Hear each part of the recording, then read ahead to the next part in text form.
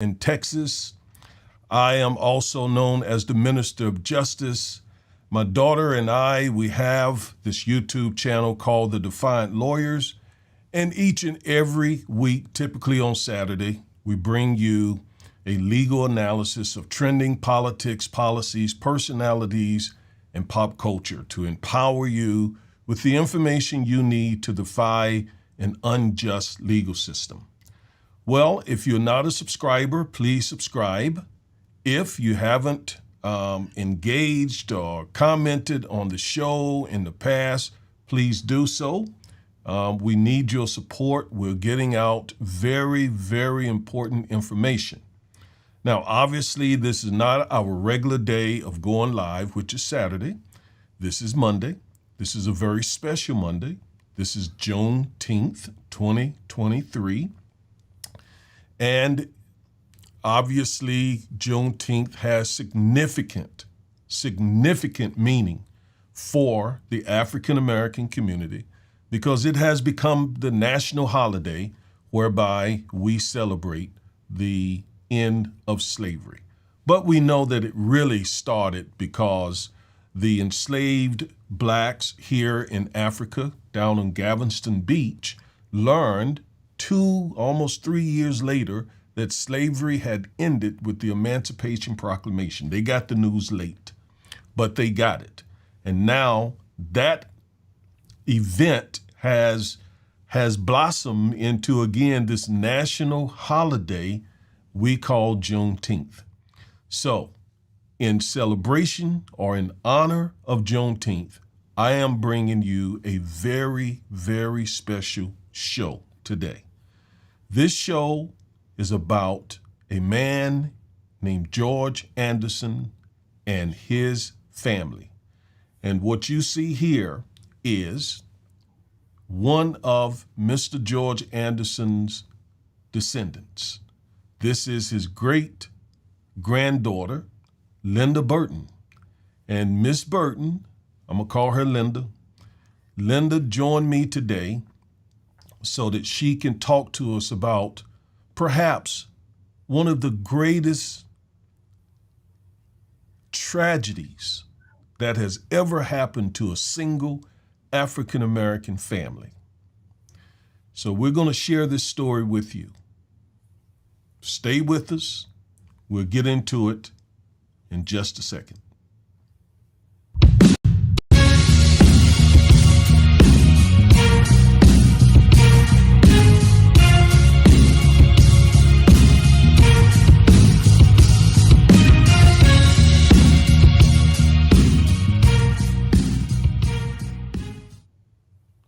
All right. Thank you for staying with us.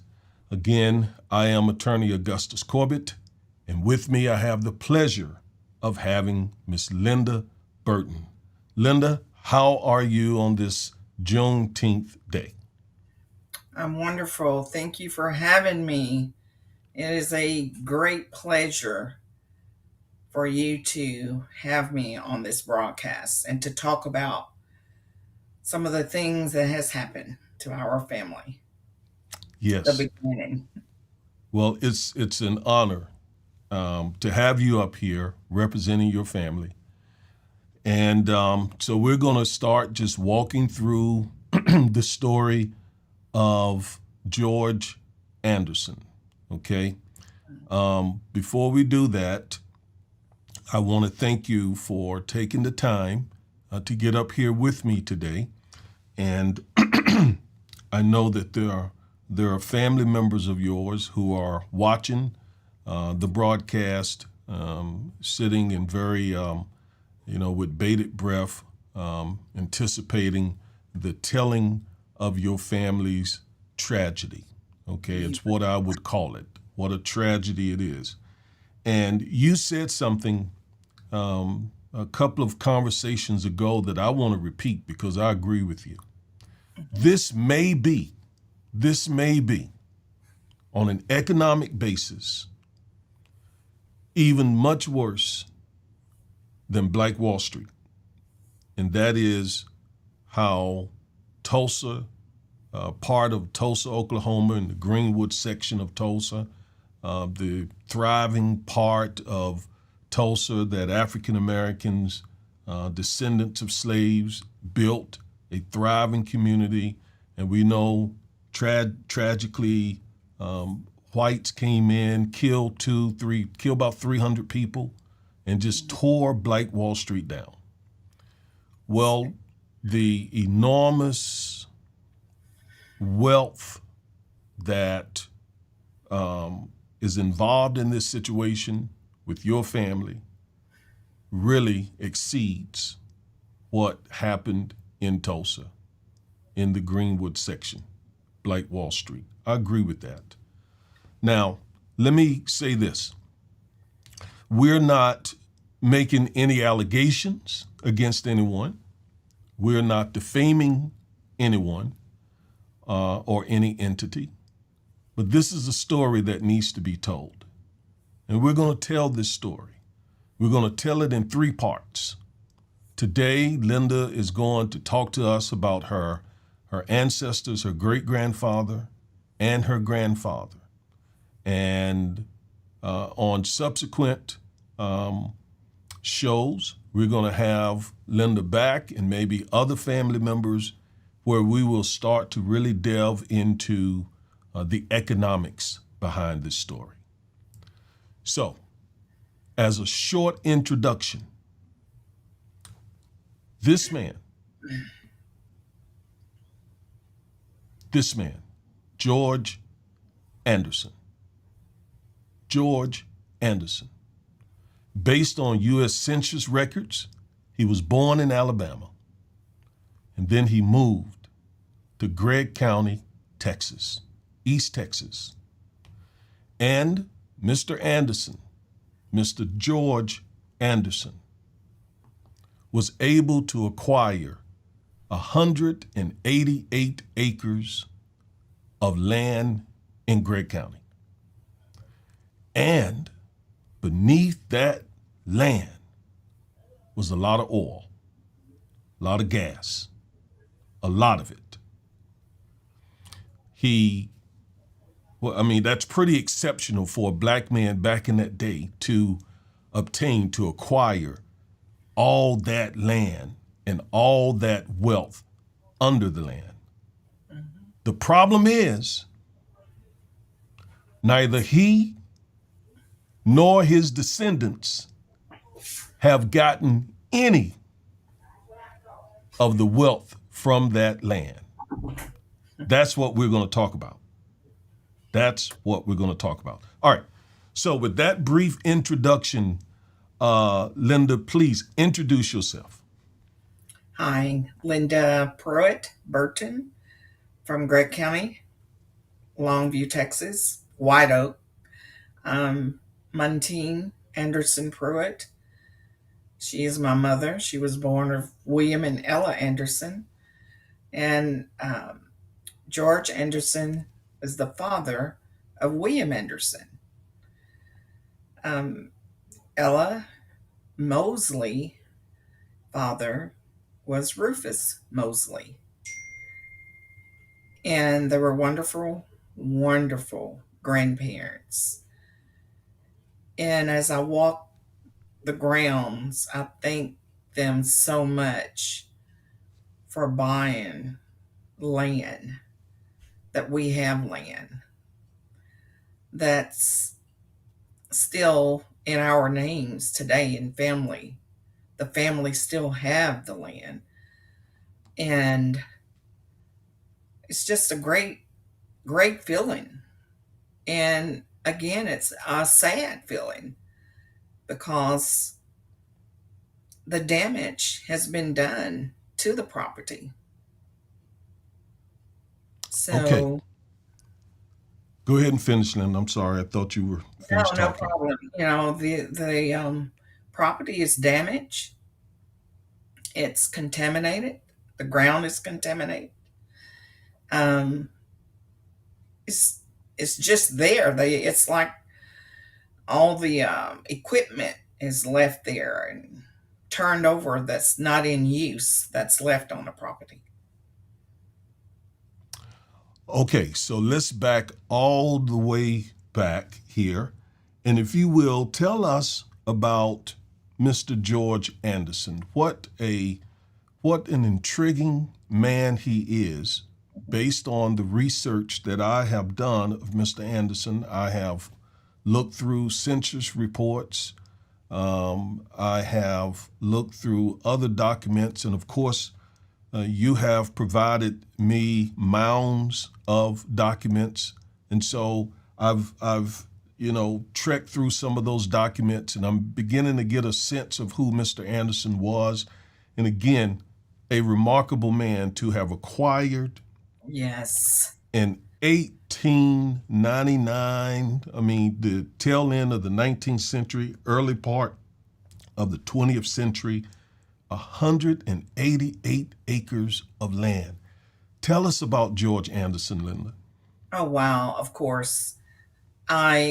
What I know is what my mother has shared with us. George Anderson, he was a wonderful man, very smart man.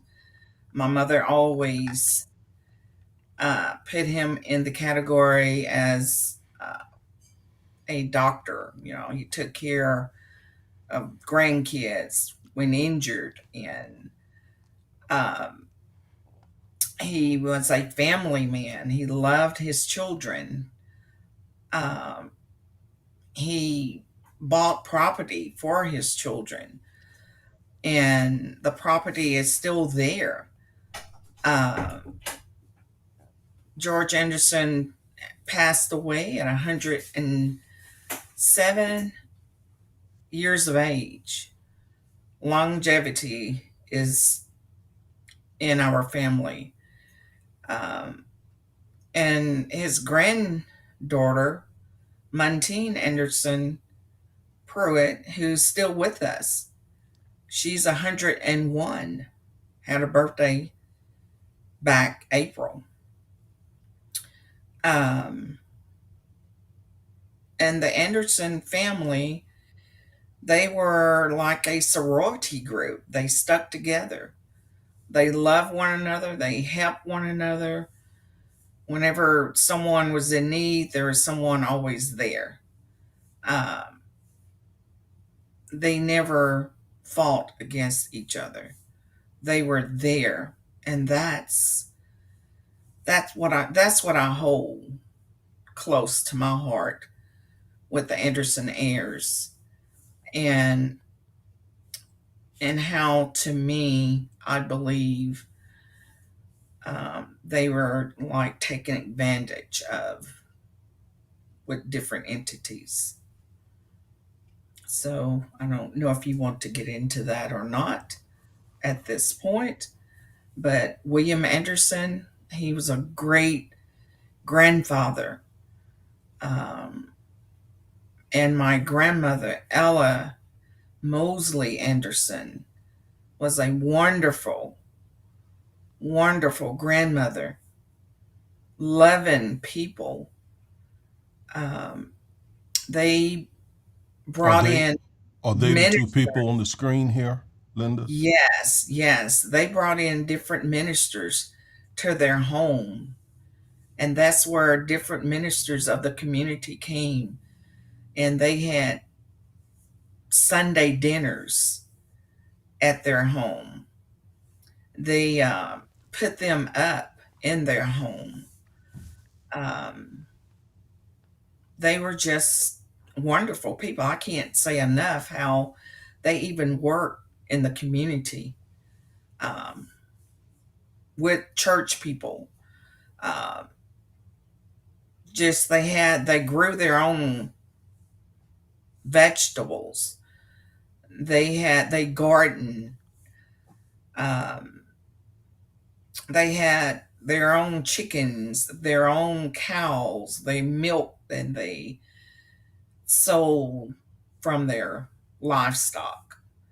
Um, my grandmother, I could hear my brother say they would go and sell butter, eggs from the livestock. Um, and also, I remember my cousin, whose 98 or 96. She's in Dallas. Catherine. She would tell the story she called Grandpa Papa. I remember Papa coming to Dallas dressed in his black suit with his horse and wagon, going to see different legal people. And it's just a wonderful story, my four parents. I have a great, great family. Um, Great story and a sad story. Okay. Now, one of the things that stands out about one of the obvious distinctions about George Anderson is that he was biracial. Yes, So what yes. what can you tell us about that? Do you know his Well, I can tell you from my mother, uh, Kenyan, the European is um, Scandinavian, Japanese, um, Asian. Kenya, the I think it's like 51%. Um, and that's you can see that in his facial structure. Um, yes, he was biracial.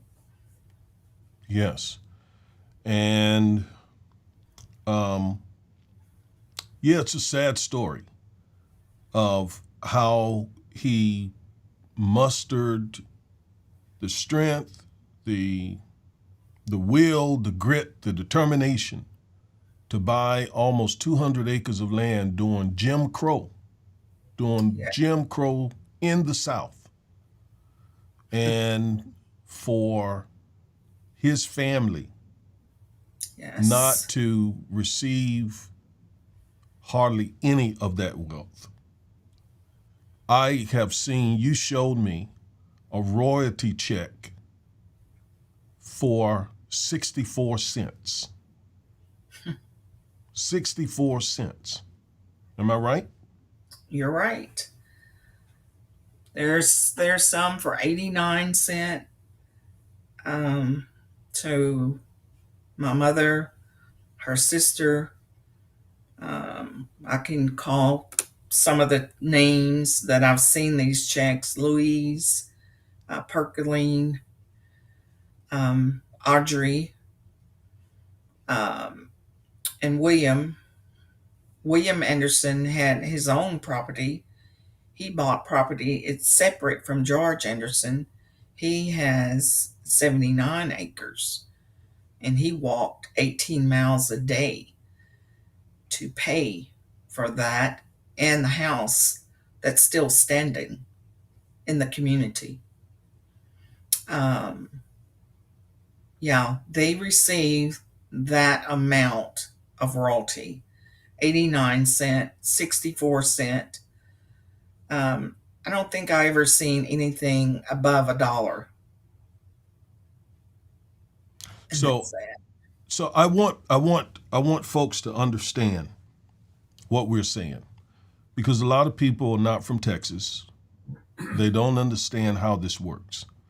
So here in Texas, if you buy property, if you buy real property, if you buy land, there is a chance that underneath the surface, underneath the land, there may be oil and gas under it. And it's like the land on top and the minerals beneath are separate. One person can own the land, another person can own the mineral rights, or the same person can own both.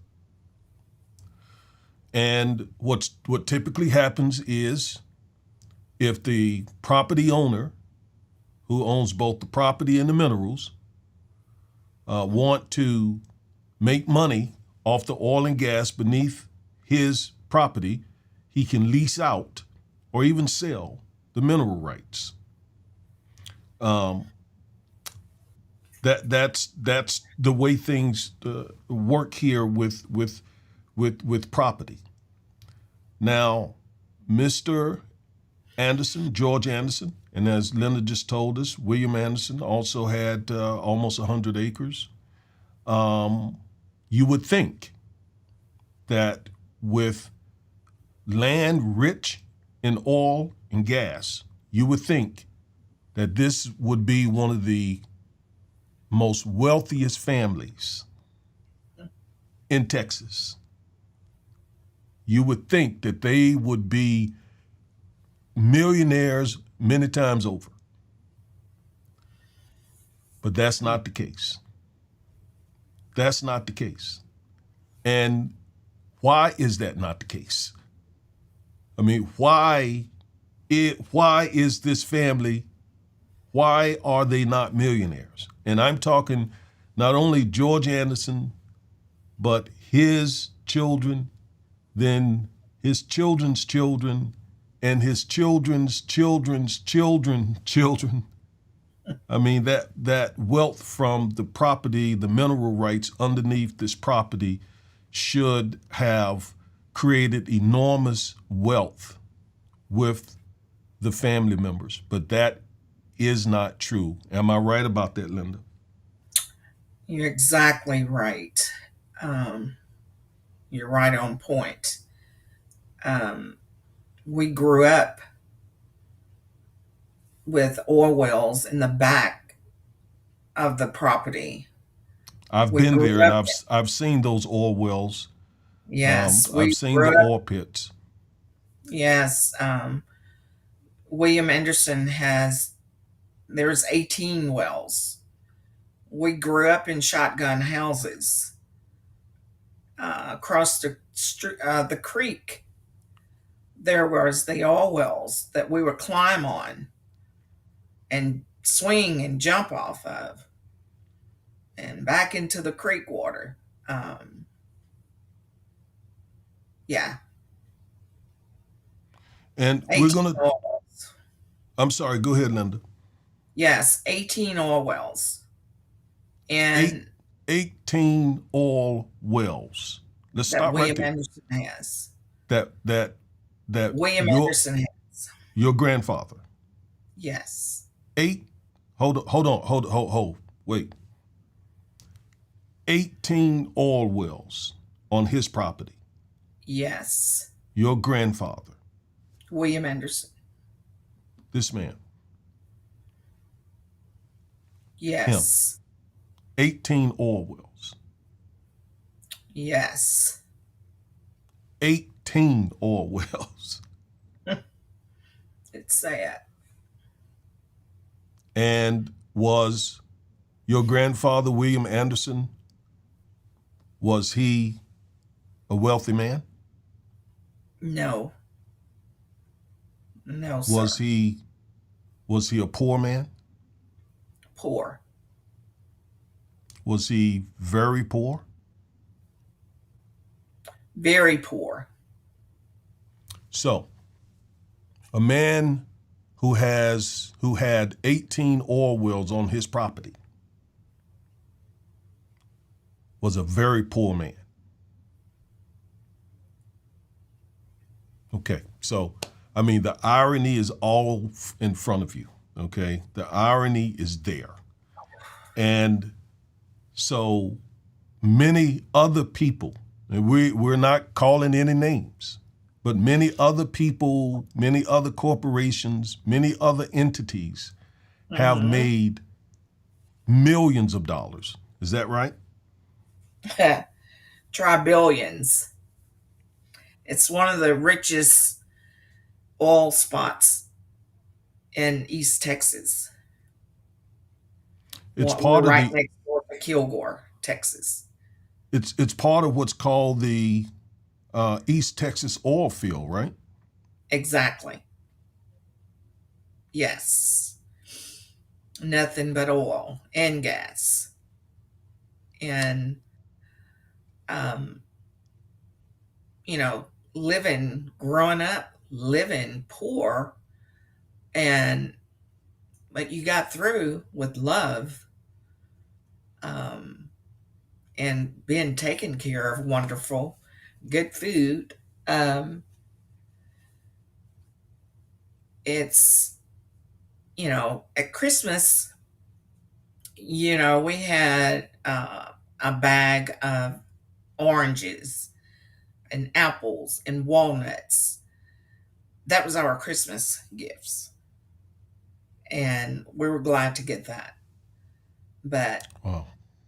as I was growing up, I noticed, you know, me and my other cousins, when the 18 wheelers would come down our street,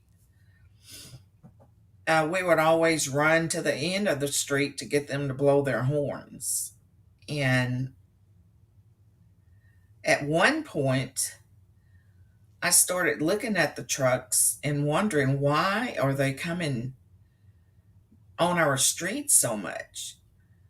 And it's like something dropped into me that they're taken from us. They're taken from us. I was a kid, about 11 years old. And that was heartbreaking. And my mother worked 2 or 3 jobs. I'll say that it has not been determined in a court of law that they were unjustly taken from your family. I do need to say that. Hmm. However, again, George Anderson acquired 188 acres of land. Hmm. It's I 189. Yeah, well, it literally says 188.2, but right at 189, yes. Hmm. And I've looked at some of the court documents, and there is a court case that goes back to the 30s. Mr. George Anderson, according to his attorneys, was illiterate and he was not of sound mind, according to the court filings. And that was the basis of their lawsuit.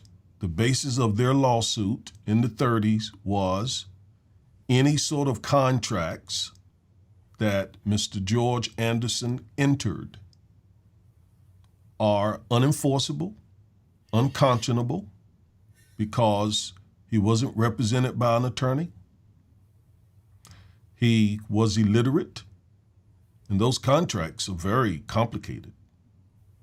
And according to his attorneys, he was his mind was not sound. Now, let me because you earlier said that he was really smart man, and obviously he was in order to get 188 acres of land back in that time. I mean, that's that's difficult today, Yes, he okay? was brilliant. But to do it back then is exceptional. So what his attorneys alleged in their court filings is that by the time he began to sign leases and documents, that he was aging and his mind had deteriorated by then. Okay. Which is a lie. Well, I don't know. I wouldn't say that. I wouldn't say that because that was the basis of their lawsuit. Okay. And if they were able to prove that Mr. George was illiterate and was not of sound mind, then that was the basis for them to get those contracts and leases overturned. So Wow. yes, so I'm gonna go with what his lawyers filed in court. Okay, that was the basis of their lawsuit. They were saying, Judge, every contract, every lease that Mr. Anderson signed, again, is unenforceable. It is unconscionable, and they should be overturned. They should not be forced. They should not be enforced. I'm going with that.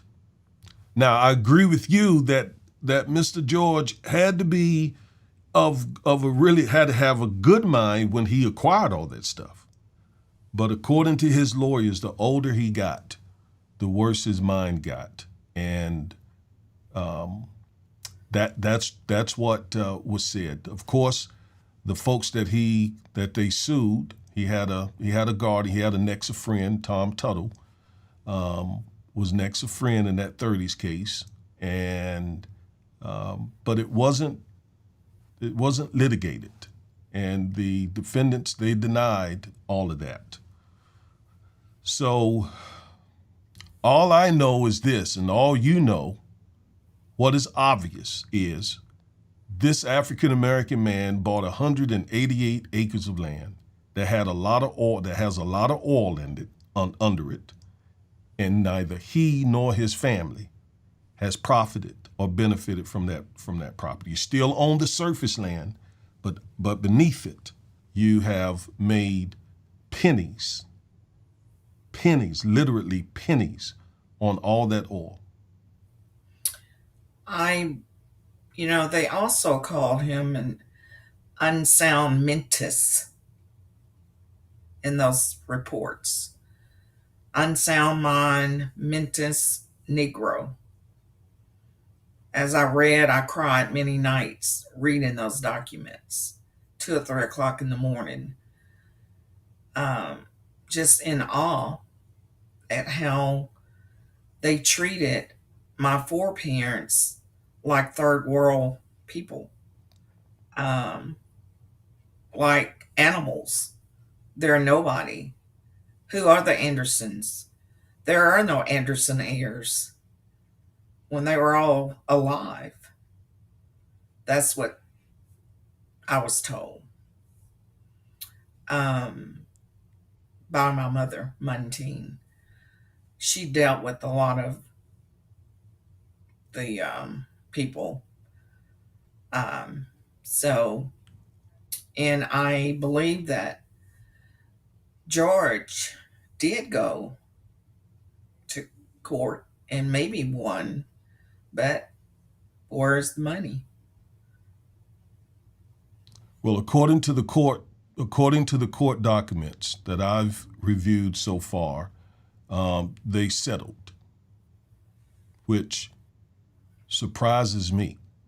When I read that he settled with some of the defendants, agreeing to certain deals that just turned out to be very bad for him and his and you all, his family.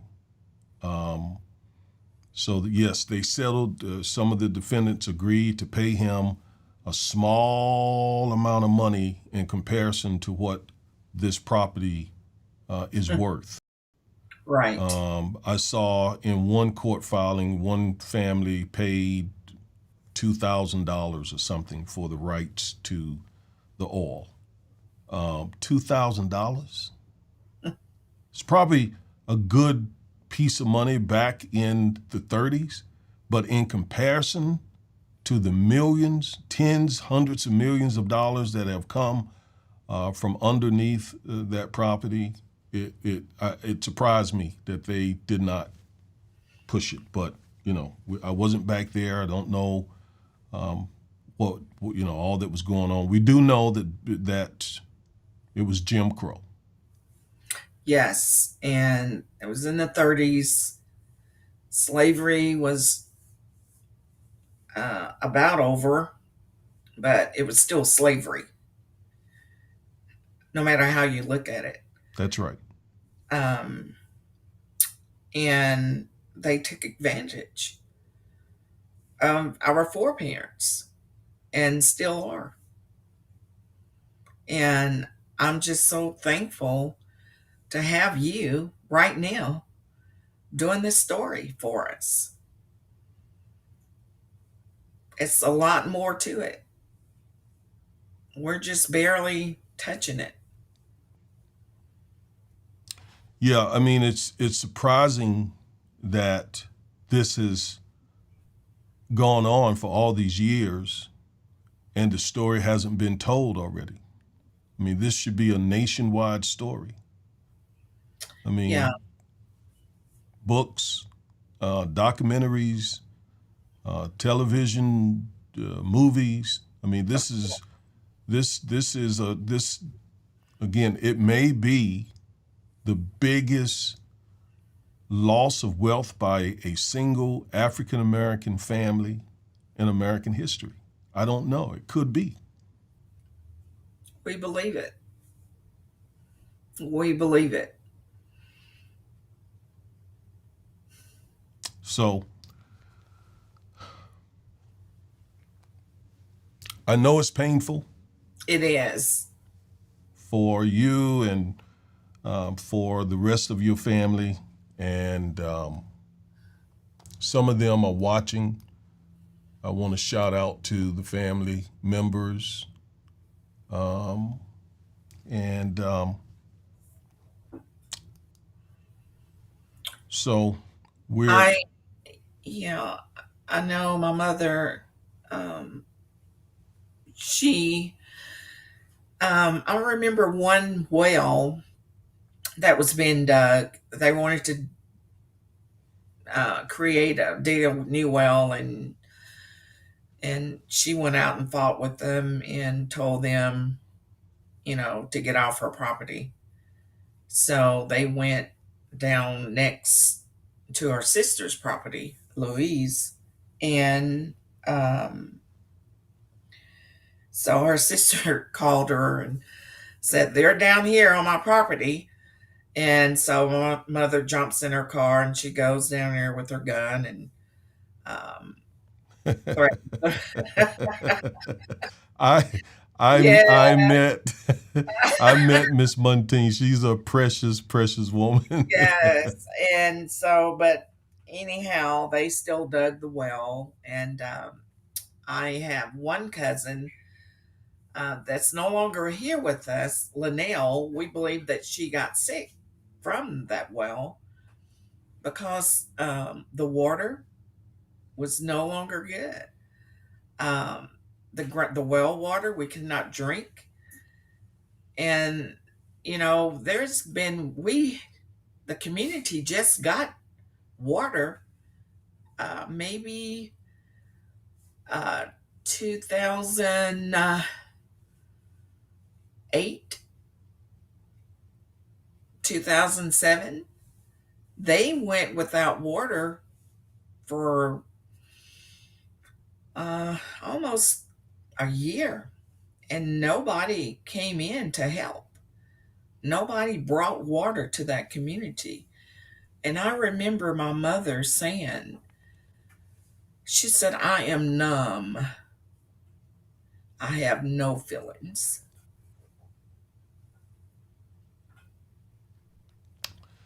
Yeah, the environmental racism part of this story is also atrocious.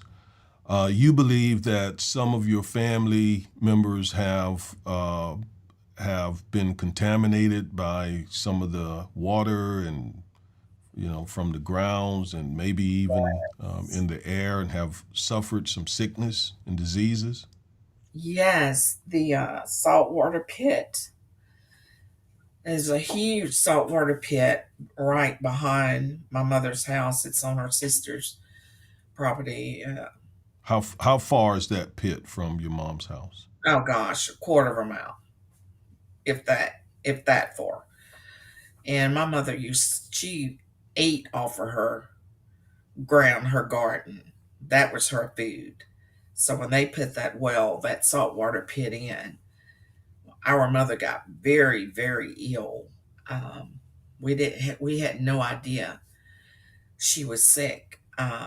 And one night she collapsed going down the hall, and we rushed her to the hospital. And she had this infection in her lung called cryptococcus, um, ground contamination um, on her lung. It's still there, and we would take her and get her checked um, frequently for about a year. But the mass didn't get any bigger, So, but it's still there. She had to get on very, very expensive antibiotics from this mask on her lung that came from ground contamination from that saltwater pit. And we all had to pull together to get this medicine for our mother. Um, so that was another hurdle we got over. Um, but yeah, there's like 5 small saltwater pits going into this huge saltwater pit that contaminated the whole 79 acres on William Anderson's and George Anderson's side as well. His property is contaminated as well. Wow. So the water would we would put it in ball jars and it would be brown. The water is Oh, brown. man. So, but Mm. the city, yeah, the couple of the cities, White Oak, Longview. I don't know about Kilgore. Um, they got water in the community after a long fight that we had to fight for water, and they're taking off all the resources. I mean, they're benefiting from the resources, and we're struggling to get safe drinking water and to bathe in, and had to go 5 miles to get water. And by the time you got back, your car truck is ruined with water splashing everywhere. Um, no, it's a it's been a struggle. It still is a struggle, and the struggle is real. It's depressing. Um, Other family members, my sister and I, we're like, this is so depressing. Living like this and knowing people that's benefiting from our property right under our noses. Um, I mean, These we're lost for words. Yeah, these I have to say again, these are allegations, meaning we can't say definitively legally that any of these folks have done anything wrong. Um, and again, there are court orders which have given them the right to do certain things. So, but it's important still to tell the story. The story needs to be told. The story needs to be told. And that's the purpose of us doing this today, um, to tell the Anderson and Mosley stories, right? Yes, yes. And there's another grandfather Smith, um, Andrews, on all of my foreparents. All of them had land and resources under their land, and we struggle living every day paycheck to paycheck, um, in little bitty houses, um, caving in, roofs coming in, um, water coming in, and it's just painful. There's no other way to put it, is living like this and knowing that there's a better life out there that was taken from them. And you're angry, but we pray about this, and God has the last say so. And we're just thankful for to get this with you, this story. We're so thankful. So Yeah, I mean, I may not be able to do anything else, but I definitely want to share your help you get your story out, and hopefully, um, the big wheels, the Oprahs, the Gayle Kings, the big ones will hear about this story so that you all can share your story with the nation. I think it is it worthy to be told. is a racism. It's very much racism. It's the top of our story. Slavery and racism. Yeah, I mean, I'm trying to help us walk a fine line here of telling the story without slandering anybody and so forth. So, again, these are allegations. Um, I hate to keep saying that, and we do know that America has this racist legacy that's undeniable, completely undeniable. America's racist legacy, and but yeah, we do have to walk that fine line of and I know you and other family members are like, I don't care about that. I know what has happened to our family, and I see it. It's a startling story, which is why Yes, I we wanted it lived it. told. Yes, we are living it. We are Yes. living it, and we hope um, it gets out. Well, as we come to a close, I will say this about the environmental racism part of this. Um, there is an African American person who chairs the Environmental Protection Agency, the EPA. As a matter of fact, he is an alum. He graduated. He and I went to the same college. I don't know him, but we attended the same university, North Carolina A&T State University. Go Aggies! Um, so he may be interested in hearing about this. I don't know. Um, Linda, we're coming to a close on this. Um, I hope that you feel like you have had the opportunity to at least scratch the surface, like you said, scratch the surface of the injustices that you all feel that you have experienced from this ordeal. It's very sad. It is a sad story of George and Anderson and William Anderson, the Mosleys, the Smiths, the Andrews. It's sad. Yes.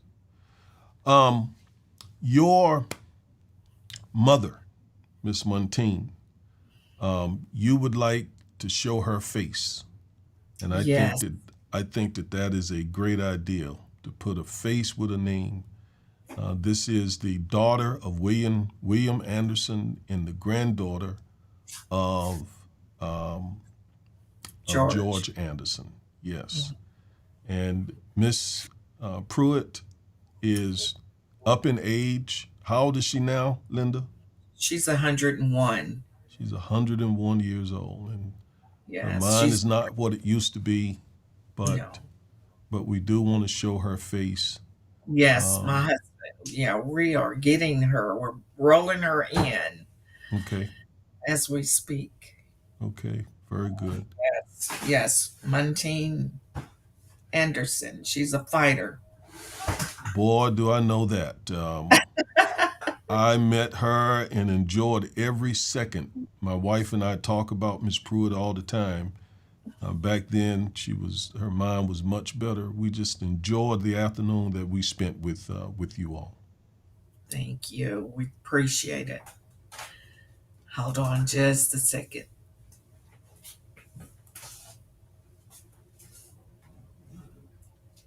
Here she comes. The legend herself. You coming through, Mom? Just pull. Those are some way that I like to wake up like I was doing.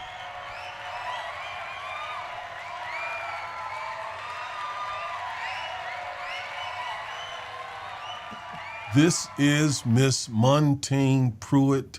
She is the daughter of the late William and Ella Anderson. She's also the mother of Linda Pruitt Burton and other children. I can't name all of them. I think I met Mark.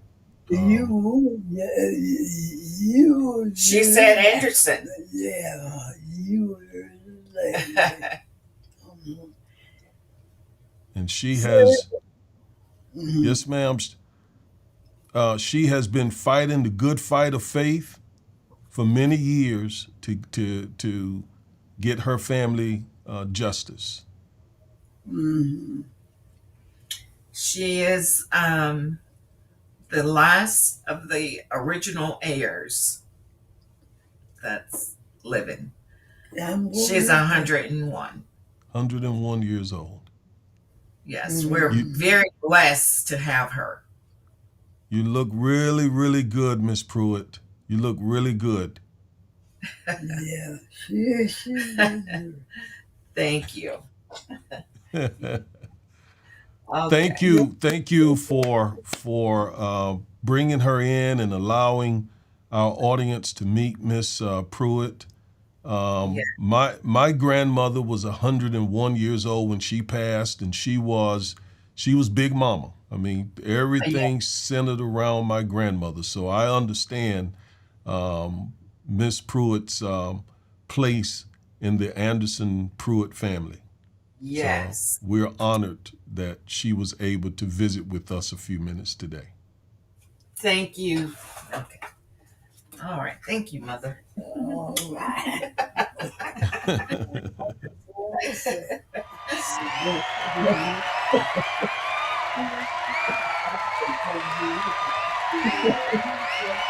Thank you so much. Well, you about got me in tears, Linda. I am. That's a joyous tear. It is. It's joy and sadness, to be honest with you. Yes. It's joy having seen Miss Pruitt again, but it's sadness thinking about this situation here. Yes, she's out of power. That storm that come through, she has no power at her home. At her home. Yes. Okay. And wow. Briefly describe her home for us. It's a little bit. We had some work done to it. We got her back home. We didn't want her in a nursing home, so we got her home up to par, presentable for her to live there the remainder of her life. She has 24-hour care. She has nurses coming 2 or 3 times a week. She has an aide that comes 3 times a week. She has her home is 3 bedrooms, 1 bath, kitchen, living room.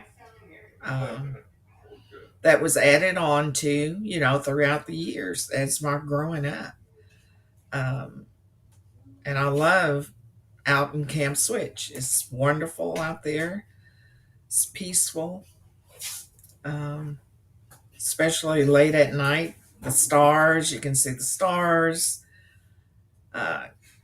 It's just a wonderful place to be. Out in the country. You said 3 bedroom, 2 bath? 1 bath, 3 bedroom, 1 bath. Should be a 20 bedroom house, right? Yes. It should be. Well, it should be, yes. A castle. Yes. Yes. Well, before we go, we keep seeing someone walk back and forth, and that person would be Mr. Burton, right? Yes. Yes. Can Mr. Burton please show his face? Yes. Yes. Get up. Can you see me, Mr. Augustus? Almost. There we go. There it is. There's that handsome face right there. Yes, I Thank just you. kind Go ahead, of, sir. I just kind of been sitting beside my wife as a coach if she needed a drink of water. So, Yes. but I appreciate again. Linda and I have been married for 37 plus years, and I've and we've gone through this whole thing. I've tried to go through it with her, and one thing I can say about the Anderson family, they are relentless. She has she stayed with this thing. We've worked with it. We work with all those who would help us, trying to do something regarding the injustice that's been done to them. And I think Linda started out by telling you that